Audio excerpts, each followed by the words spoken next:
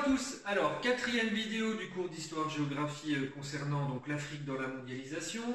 Aujourd'hui, donc, on va corriger les deux dernières diapositives du cours, ce qui veut dire que vous continuez à poser vos questions, bien sûr, comme d'habitude, sur le fil de discussion de la classe. Par contre, du moins de l'espace de travail commun de toutes les classes de quatrième. Par contre, cette fois-ci, vous allez devoir m'envoyer votre travail que vous avez fait sur votre cahier depuis le début de la séquence. Je le répéterai à la fin de la vidéo.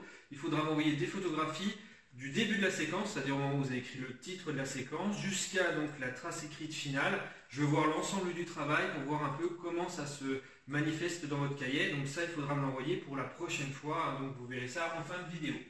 Alors, on continue toujours une vidéo en deux parties, la correction des exercices, un peu d'explication de cours. J'ai rajouté des documents illustratifs pour un peu mieux vous expliquer ce que je voulais qu'on voit dans cette dernière partie de cours. Et enfin, donc, le travail à faire qui, cette fois-ci, sera un peu plus conséquent que les dernières fois, puisque vous allez avoir donc ces photos à faire, plus quelques exercices en plus d'un téléchargement de nouveau PowerPoint, puisque comme c'est la fin de la séquence, ça veut dire une nouvelle séquence qui démarre à partir de jeudi. Alors, on commence donc avec le premier exercice. Donc, reprenez bien votre diaporama pour faire vos corrections d'exercices. Vous aviez donc pour commencer un document sur des violences qui concernaient des immigrés en Afrique du Sud, et vous aviez justement un extrait d'article du Monde qui est assez récent, qui date donc de septembre 2019. Ça montre bien qu'on est toujours dans quelque chose qui est actuel, alors que la séquence, normalement, elle était travaillée depuis 2016 pour la réforme on va dire, du collège. Là, on voit qu'en 2019, ce qui était donc déjà soulevé en 2007 reste valable. Il y a toujours des violences xénophobes en Afrique du Sud. Et donc, vous aviez cet article, plus je vous avais mis également une image avec une petite explication dessous d'une photographie de cette émeute qui a eu lieu donc, le 2 septembre 2019. Alors, que se passe-t-il en Afrique du Sud en septembre? Je viens de l'expliquer, donc il s'agit bien d'émeutes qui sont faites contre finalement des populations d'immigrés en Afrique du Sud. Donc c'était ce qu'il fallait retenir avec ce document. Pour quelle raison? Eh bien tout simplement, si on lisait bien l'article, on comprenait que la population en fait était en train d'essayer de se venger finalement d'une population d'immigrés qui est considérée comme une population qui vient voler du travail à des Africains du Sud finalement, des Sud-Africains qui sont finalement en concurrence avec ces nouveaux habitants. Ces nouveaux habitants qui essayent de se faire une place, qui sont en général très pauvres et qui vont donc essayer de casser les prix pour obtenir finalement du travail.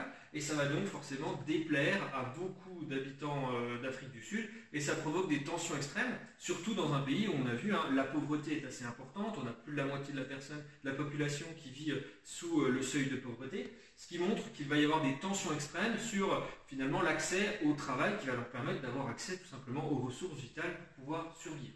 Donc on est dans un pays où il y a énormément de violence. Pourquoi l'Afrique du Sud attire-t-elle autant d'immigrés? Ça, c'était visible avec la fin du texte, tout simplement parce que dans la région, il faut savoir que l'Afrique du Sud, c'est quand même le pays le plus développé de l'ensemble des pays de la corne, finalement, de la partie sud de l'Afrique. Donc on se retrouve quand même avec un pays qui, malgré ses difficultés, attire un certain nombre d'immigrés des pays voisins. Je vous montre par exemple une carte qui va vous montrer un peu ce phénomène. Si on regarde donc la partie de l'Afrique australe, ici on se rend compte que, eh bien, ici vous avez des chiffres qui vous représentent le pourcentage d'immigrés d'un pays qui vont en Afrique du Sud. C'est-à-dire, je donne ici la Namibie. Si vous regardez tous les immigrés qui partent de Namibie, il y en a 91% d'entre eux qui vont aller en Afrique du Sud. Et donc ça veut dire qu'il n'y en reste que 9% qui vont aller dans tous les autres pays du monde. Donc on a bien ici 91% de personnes qui viennent de Namibie, qui sortent de Namibie, qui vont en Afrique du Sud. Au Botswana, c'est 86%. Au Zimbabwe, qu'on avait pu un peu voir dans une précédente séance avec les problèmes de famine qui peuvent se développer dans ces pays-là, eh bien on se rend compte qu'il y en a encore 63% qui vont aller en Afrique du Sud. Donc on se rend compte quand même qu'une grande partie des gens, quand ils quittent les pays comme la Namibie, le Botswana, le Zimbabwe ou le Mozambique, eh bien finalement ils partent en Afrique du Sud. Donc l'Afrique du Sud se retrouve à accueillir quasiment des immigrés de tous ces pays voisins. Ça provoque donc des tensions. Alors la question c'est comment on en arrive à cette situation? Tout simplement parce que l'Afrique du Sud a quand même un tissu industriel assez développé, elle permet de trouver quand même du travail, et il faut aussi pas oublier quelque chose, les gens qui partent de leur pays, pour la majorité, ce sont des gens qui ont tout perdu, c'est-à-dire qui ont peu de ressources, qui ont peu de moyens pour finalement se déplacer très loin. Quand vous voulez partir par exemple aux États-Unis, en Amérique du Nord, ou par exemple en Europe avec la France, l'Espagne, le Royaume-Uni, ou par exemple l'Allemagne, qui sont des pays qui sont plutôt des pays convoités pour les migrants, eh bien, pour arriver jusqu'à ces territoires, il faut payer un certain nombre de frais de déplacement, il faut avoir des réseaux de connexion qui coûtent en général assez cher également, ce qui veut dire que le voyage est tellement cher que la majorité des personnes qui vivent dans ces pays-là n'ont tout simplement pas les moyens d'envisager ce genre de voyage. Donc, ils savent qu'ils ne peuvent plus rester chez eux, mais ils ne peuvent pas non plus venir dans des pays beaucoup plus riches, beaucoup plus éloignés. Ils sont obligés de se rabattre sur ce qui est le moins pire autour de chez eux, et le moins pire, eh bien, c'est l'Afrique du Sud. Je vous ai mis également un petit tableau pour vous donner une comparaison. Donc ce tableau, je l'ai créé avec 2-3 chiffres que j'ai trouvés par-ci par-là sur Internet. Ici, vous avez une comparaison, par exemple, de la France avec l'Afrique du Sud, pour voir un petit peu qu'est-ce qu'on peut vivre aujourd'hui en Afrique du Sud, puisque nous, en France, on a un pays quand même qui attire, ou qui, en tout cas, est convoité par beaucoup de gens qui essayent de quitter d'un pays qui est en guerre ou un pays en difficulté économique. Si on regarde la population totale, on a 67 millions d'habitants en France, 57 millions en Afrique du Sud. C'est globalement un pays du coup à peu près de la même, on va dire, de la même catégorie. On a quand même plus de, on va dire, 50-60 millions d'habitants. Ça veut dire qu'on est à peu près similaire.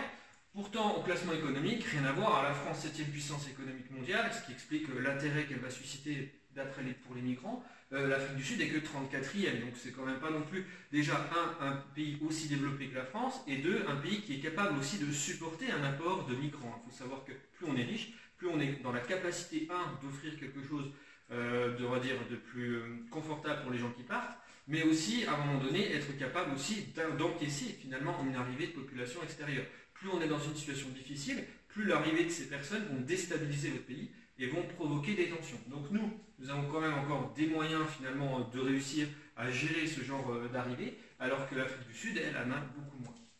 Si on regarde le nombre d'immigrés, eh bien, on est une terre d'immigration en France, 6,5 millions de personnes qui sont considérées comme immigrées en France, c'est plutôt beaucoup, on est quasiment à 10% de la population française qui est donc est dans cette situation. L'Afrique du Sud, dans un sens, est beaucoup moins concernée puisqu'elle n'a que 3,6 millions d'immigrés dans son pays. Pourtant, si on regarde aujourd'hui le nombre de demandes d'asile, c'est-à-dire le nombre de personnes qui décident de venir en étant réfugiés, c'est-à-dire qui quittent leur pays pour des raisons, on va dire, assez graves, c'est-à-dire des dangers liés par exemple à des situations politiques, des situations de guerre, eh bien on se rend compte qu'aujourd'hui en France, on a 123 000 en gros demandes d'asile en France contre 185 000 en Afrique du Sud. Ce qui montre bien qu'on a quand même un mouvement de migrants qui est de plus en plus important en Afrique du Sud, et qui explique les violences qu'on vient de voir finalement, puisqu'une partie de la population locale encaisse difficilement d'avoir autant de gens qui viennent de l'étranger, qui finalement sont considérés pour eux comme des étrangers de la même manière qu'on va avoir par exemple des réticences à voir arriver des populations qui viennent finalement nous aussi d'Afrique ou d'Asie en ce moment, ce qui peut se passer au niveau par exemple des discours politiques. On voit que c'est quelque chose qui pose beaucoup de questions à beaucoup de populations, à beaucoup de citoyens français. Eh bien, c'est la même chose en Afrique du Sud, c'est quelque chose qui pose beaucoup de questions, savoir comment on accueille finalement ces populations qui viennent des pays voisins. Et ça pose des problèmes. Donc voilà ce qu'il fallait voir avec la première diapositive. Voilà quelques éléments pour vous donner des explications. J'espère que vous n'avez pas tout noté non plus dans le cahier, vous n'allez pas non plus recopier tout ce que je vous ai dit, seulement retenez quand même cette information. L'immigration en Afrique du Sud, ça pose des soucis et on vient d'essayer d'expliquer pourquoi. Alors, enfin, on avait une deuxième diapositive qui était une caricature, donc un dessin qui montrait donc la Chine investir en Afrique dans les terres cultivables, 12 milliards de dollars. Donc vous deviez avec cette caricature m'expliquer un petit peu qu'est-ce qu'on avait représenté sur cette caricature, et ensuite, une fois que vous m'aviez donné la description de cette image, vous deviez me donner le sens. C'est-à-dire qu'on commence toujours une description d'image de cette manière. Déjà, on montre ce qu'on voit, et ensuite on essaye d'interpréter ce qu'on va comprendre du dessin. Alors, dans un premier temps, il fallait déjà remarquer qu'il y avait 4 éléments majeurs qui étaient représentés sur ce dessin. Premièrement, on a l'Afrique, qui était représentée sous la forme d'une vache, avec bien sûr le continent qui était dessiné sur finalement son corps. On a également donc la Chine qui était représentée cette fois-ci avec cet éleveur qui est chinois et qui avait donc dans son dos le mot Chine en anglais. Et vous aviez un troisième personnage qui est en fait un personnage qui représente les États-Unis. Donc c'est une représentation symbolique des États-Unis. Ici vous n'avez pas USA qui est marqué, mais c'est donc un personnage qui est considéré comme une représentation finalement imagée des États-Unis. Et pour terminer, la quatrième chose qu'il fallait représenter, c'était donc cet abreuvoir finalement qui représente donc l'investissement chinois ici avec donc des billets qui sont vendus par cette vache. Alors, ça c'est la partie description. Ce qu'il fallait comprendre avec cette caricature, c'est l'idée que l'Afrique reste une source de revenus. C'est-à-dire ici, elle est considérée uniquement comme finalement un bien qu'il faut essayer finalement d'utiliser, d'exploiter pour l'intérêt d'autres finalement puissances. Vous aviez ici donc les États-Unis qui étaient représentés comme une puissance potentielle qui pouvait justement se servir donc des ressources de l'Afrique. C'est ce qu'on a pu voir notamment dans la première partie de la séquence avec donc toutes les richesses minières et pétrolières qu'on retrouve en Afrique australe, mais qui ne sont finalement pas utilisées pour le développement des populations locales. C'est plutôt quelque chose qui sert à des pays développés qui vont utiliser, acheter finalement ces ressources pour se servir de tout ça dans leur propre économie. Donc les États-Unis forment finalement un de ces pays qui peut exploiter les richesses africaines. Et on se rend compte que finalement, ce pays est assez surpris, c'est l'image un petit peu de ce personnage, il est surpris, un peu finalement perplexe, à l'idée de voir finalement il a été remplacé par la Chine ici, qui vient donc d'investir pour dire, non, maintenant, c'est pour moi, ces ressources, je vais donc les utiliser à mon propre profit. L'Afrique n'est donc ici considérée que comme une ressource. Bien sûr, elle n'a pas une image donc, qui représente un être humain, ce qui montre bien ici qu'elle n'est pas actrice, mais qu'elle est plutôt juste, on va dire, elle va juste subir finalement cette situation. Alors, je vais vous donner quelques éléments pour expliquer un peu cette caricature dans un récit. Donc là, vous allez écrire dans votre cahier un petit récit. Donc ici, il s'agit tout simplement des investissements chinois en Afrique. Donc vous écrivez le titre du récit. Moi, je vous donne quelques documents supplémentaires pour essayer de vous expliquer en gros pourquoi cette caricature a été donc réalisée. Donc, alors, au niveau des investissements chinois en Afrique, si on regarde cette carte qui vous montre l'ensemble de l'Afrique, vous avez ici donc des points qui représentent ce qu'on appelle les IDE. Alors les IDE, c'est les investissements directs étrangers. Pour faire très simple, c'est l'argent qui est investi par un pays dans un pays étranger ou par une personne qui n'est pas de ce pays dans un pays étranger. Je donne un exemple. Si vous avez envie d'investir, je ne sais pas, dans l'entreprise, je ne sais pas moi, Coca-Cola, eh bien vous allez payer des actions de Coca-Cola, eh bien ça va rentrer dans les IDE, c'est-à-dire que vous êtes français, vous venez d'investir dans une entreprise américaine, donc on considérera que c'est de l'argent qui vient de l'étranger, c'est donc de l'IDE. Quand on regarde eh bien, finalement cette carte de l'Afrique, on se rend compte que la majorité quand même des pays africains reçoivent des investissements qui viennent de Chine, à plus ou moins grande importance, puisque vous avez jusqu'à 50 000 millions de dollars, d'accord, ce qui est quand même une somme assez considérable pour des pays comme le Nigeria, l'Algérie ou l'Égypte. Mais globalement, on a des investissements un peu partout, mis à part donc, quelques pays comme par exemple ici vous avez la Centrafrique ou par exemple la Somalie. Mais globalement, on voit que les Chinois essayent d'investir dans tous les pays africains. Alors, je vais essayer de vous expliquer un peu la raison. Pourquoi la Chine investit aujourd'hui beaucoup? Alors, premièrement, on peut remarquer que ces investissements, eh bien, ils vont venir déjà faire concurrence aux investissements qui pouvaient être, on va dire, déjà des investissements historiques, ceux qui étaient donnés par des partenaires qui étaient sur le territoire africain depuis plus longtemps. Par exemple, la France, le Royaume-Uni, vous vous rappelez dans la séquence sur la colonisation, on a vu que cette Afrique avait été colonisée au XIXe siècle par des Français, des Anglais, par des Allemands aussi, ou des Belges. Mais en attendant, on se rend compte que malgré la décolonisation, c'est-à-dire qu'aujourd'hui, la France ne possède plus de colonies dans ce territoire, dans ce continent, eh bien, ça ne veut pas dire non plus que la France s'est complètement coupée des territoires africains. Elle a gardé un certain nombre de contacts économiques et politiques aussi, et que ces contacts économiques font qu'on va tirer un profit de peut-être aussi à double avantage, avantage pour nous, mais aussi avantage aussi pour certains pays africains, d'avoir finalement des partenaires commerciaux en Afrique. Et comme ce sont des territoires qui étaient anciennement des colonies, le contact est plus facile puisque on a des connaissances de personnes, on a des connaissances de lieux, des connaissances finalement de ressources qu'il y a dans ces territoires. Donc forcément, les pays colonisateurs sont des partenaires historiques naturels, c'est-à-dire on va avoir beaucoup d'investissements qui viennent de ces pays-là, puisque finalement on a l'habitude, quand on est en Afrique, de traiter avec finalement ces pays qui étaient d'anciens colonisateurs. Alors, si on regarde, les Royaumes-Unis, la France par exemple, continuent encore aujourd'hui d'investir beaucoup en Afrique. Les États-Unis investissent un peu plus, simplement parce que c'est la première puissance économique mondiale. qu'elle a tout de suite compris qu'il y avait en Afrique des ressources essentielles pour son industrie, pour son développement personnel, et donc elle va beaucoup investir, et on se rend compte que tout d'un coup, eh bien, la Chine, elle, eh bien, apparaît dans ce classement. C'est-à-dire qu'aujourd'hui, elle a dépassé un certain nombre de pays et devient maintenant un des partenaires majeurs, puisqu'elle rattrape rapidement le Royaume-Uni et la France, surtout quand on voit qu'ici, vous avez deux barres qui vous montrent les investissements en 2011 et les investissements en 2016. On se rend compte que les investissements de 2016 sont beaucoup plus importants pour la Chine qu'en 2011, alors que pour les autres, c'est à peu près kiff-kiff. Ça veut dire qu'on n'a pas beaucoup plus investi en France, par exemple, en Afrique qu'avant. Par contre, la Chine, elle investit de plus en plus. Ça se remarque notamment avec, par exemple, donc cette augmentation, avec ce graphique, où on voit les investissements chinois qui sont en train d'augmenter de manière très très très importante. Alors, ensuite, quel est l'objectif? Parce que c'est pas le tout de voir que la Chine investit, il faut essayer de comprendre pourquoi aujourd'hui la Chine investit autant en Afrique. Eh bien déjà, dans un premier temps, c'est pour la même raison que les autres partenaires, obtenir des ressources, c'est ce qu'on a vu avec la caricature. Aujourd'hui, la Chine investit pour essayer de récupérer des ressources pour s'assurer finalement d'avoir accès à un certain nombre de ressources stratégiques. Ça peut être soit des minerais, notamment par exemple le cobalt. Alors le cobalt, c'est quelque chose qu'on retrouve en République démocratique du Congo. On en parlera en troisième l'année prochaine, on fera une séance spéciale justement sur une région qui s'appelle le Kivu et qui est aujourd'hui une région en guerre à cause justement de la ressource qu'on retrouve sur ce territoire. Eh bien, cette ressource, elle est essentielle pour fabriquer notamment les smartphones, les ordinateurs portables. Donc c'est quelque chose d'essentiel et on ne retrouve quasiment nulle part ailleurs que dans cette région-là. Donc forcément, quand on sait que c'est tout ici, eh bien tout le monde le veut. Et donc la Chine investit de plus en plus pour s'acheter des mines dans ces régions-là, pour se dire, moi je pourrais fabriquer mes smartphones, je pourrais fabriquer mon matériel informatique grâce à mes propres réseaux de ressources.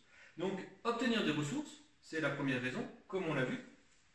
Mais ça peut être également des ressources qui ne sont pas minières. Par exemple, on avait la caricature qui nous parlait justement des investissements dans des terres cultivables. Il faut savoir que la Chine, actuellement, n'est pas capable d'avoir l'autosuffisance alimentaire vis-à-vis de sa population nombreuse. Donc elle est obligée d'acheter des terres cultivables dans d'autres pays et elle va utiliser ces terres pour y cultiver des ressources agricoles qu'elle va ensuite reprendre pour elle dans son pays. Sauf que ça peut poser un problème dans les pays qui sont concernés, puisque dans un premier temps, ils vendent des terres, donc ils récupèrent de l'argent, tout va bien. Par contre, on se retrouve dans une situation, comme on a vu dans la précédente séance, sur une situation de famine, eh bien, il se trouve qu'on a des terres qui sont cultivées. Ces cultures vont pas aller à la population locale, elles sont destinées à des pays étrangers. Donc vous avez des terres qui pourraient être utiles, des terres qui sont souvent fertiles, puisque bien entendu les Chinois ils ne vont pas acheter n'importe quoi, ils vont acheter les terres les plus intéressantes. Et derrière, ces ressources vont repartir dans d'autres pays et vont donc provoquer aussi une instabilité, une insécurité alimentaire dans un certain nombre de pays qui vont accepter à la base de vendre une partie de leurs terres. Donc obtenir des ressources minières, mais aussi des ressources agricoles. Également, c'est ce qu'on pouvait voir avec ici toutes les mines qu'on peut retrouver ici où il y a eu des achats par la Chine. Mais ça peut être également aussi de développer l'influence chinoise à l'étranger. Il faut savoir que c'est un territoire aujourd'hui qui a besoin encore beaucoup d'investissements étrangers. L'Afrique est un territoire qui n'arrive pas encore à s'autogérer au niveau finalement des investissements importants pour mettre en place un certain nombre de réseaux de transport, pour mettre en place un certain nombre d'accès justement aux marchés mondiaux. Et ils ont encore besoin beaucoup d'investissements qui viennent d'Europe, d'Amérique et aujourd'hui de Chine. Pourquoi la Chine prend de l'importance? Aussi parce que l'Europe et les États-Unis mettent de plus en plus de conditions avant de donner des prêts justement à l'Afrique, en essayant de faire en sorte que ces pays africains qui reçoivent de l'aide soient capables de rembourser un peu ce qu'ils vont emprunter. La Chine, elle est beaucoup moins regardante, elle va dire voilà, moi je vous donne de l'argent, vous me remboursez dans tant de temps. En général, c'est un temps encore plus court que les Européens ou les Américains. Et derrière, ça augmente la dépendance finalement de ces pays envers la Chine. Et derrière, la Chine se retrouve avec une forme de clientèle autour d'elle, c'est-à-dire que ces pays africains sont redevables et vont donc pouvoir un jour ou l'autre lui rendre ce qu'elle leur a prêté. C'est ce qu'elle espère aussi, essayer d'étendre son influence et d'avoir des pays qui la soutiennent. Il faut savoir que la Chine est quand même un pays assez isolé au niveau diplomatique, surtout au niveau régional pour son pays. Il faut savoir que, par exemple, le Japon ou Taïwan sont des pays, ou la Corée du Sud, qui sont des pays rivaux, qui ne vont pas être des pays très amicaux avec la Chine. Donc la Chine a besoin d'avoir des partenaires, la Chine a besoin d'avoir des alliés, et elle va donc les trouver dans ces territoires qui ont besoin de son aide, et qui vont donc l'accueillir beaucoup plus facilement, sont beaucoup moins regardants aussi sur un certain nombre de choses concernant les droits de l'homme, concernant un certain nombre de, finalement, on va dire, de raisons éthiques. Et donc, ici, vous avez des partenaires naturels qui vont être beaucoup plus nombreux. Alors, ça, bien sûr, c'est un peu compliqué. J'espère que vous n'avez pas tout noté non plus de ce que je vous ai dit. Ce qu'il faut retenir, en gros, c'est ce que je viens de vous marquer ici. Avec 2-3 informations, c'est suffisant. Alors, pour terminer, voici la trace écrite finale que vous allez devoir recopier dans votre cahier. Alors, elle est visible ici. Je vais la mettre également donc dans l'espace de travail pour que vous puissiez soit l'imprimer, soit la recopier. C'est donc la dernière trace écrite, un peu longue, mais qui récapitule un peu tout ce qu'on a vu depuis le début de cette séquence. Il faut bien la recopier. Une fois que vous l'aurez recopiée, du coup, vous aurez à m'envoyer donc l'ensemble du cours par image, on se rappelle. Donc, beaucoup de choses à faire pour la prochaine fois. Déjà, copier la trace écrite, c'est ce que je viens de vous dire. Deuxièmement, envoyer des photos ou des scans de votre cahier à partir donc de la première page du cours, hein, c'est-à-dire le début, c'est la séquence 1, donc avec le titre de la séquence qui doit être donc la première image, qui va jusqu'à la trace écrite que vous aurez recopiée. Vous devez l'envoyer d'ici jeudi, donc ne traînez pas, surtout avec le code direct qui peut des fois avoir des petits problèmes. Essayez de vous y prendre à l'avance, surtout que vous allez avoir à mon avis 4-5 images à vous m'envoyer. Ensuite, il faudra télécharger le PowerPoint de la nouvelle séquence d'histoire, qui est cette fois-ci donc bien une séquence d'histoire. On va passer donc dans un autre domaine, où on va travailler cette fois-ci sur la révolution industrielle, d'accord? Donc vous allez avoir cette séquence qui va être déposée tout de suite après que je poste cette vidéo dans votre espace de travail de classe, donc 4e A, 4e B ou 4e C. Allez bien le chercher, n'oubliez pas de trier vos dossiers par date pour essayer de retrouver le dernier qui va être déposé. Vous aurez donc la trace écrite de ce cours, plus le nouveau PowerPoint qu'il faut télécharger. Et vous allez commencer par reprendre dans le cahier le début du cours, c'est-à-dire la diapositive 1, 2, 3 donc, du cours, en sachant que la diapositive 1 et 2, il n'y a pas d'exercice, c'est uniquement sur la diapositive 3. Donc le diapositive 1 et 2, c'est surtout du recopiage dans le cahier du titre, de la problématique, du titre de la première séance. Enfin voilà. Donc faites attention à bien recopier donc, ce qu'il y a dans le diapo et de faire les premiers exercices de la diapositive numéro 3. Et je vous ferai donc une correction le jeudi 2 avril, donc, où on regardera donc le début de cette séquence d'histoire. Merci de m'avoir écouté pour cette dernière vidéo sur la séquence sur l'Afrique dans la mondialisation.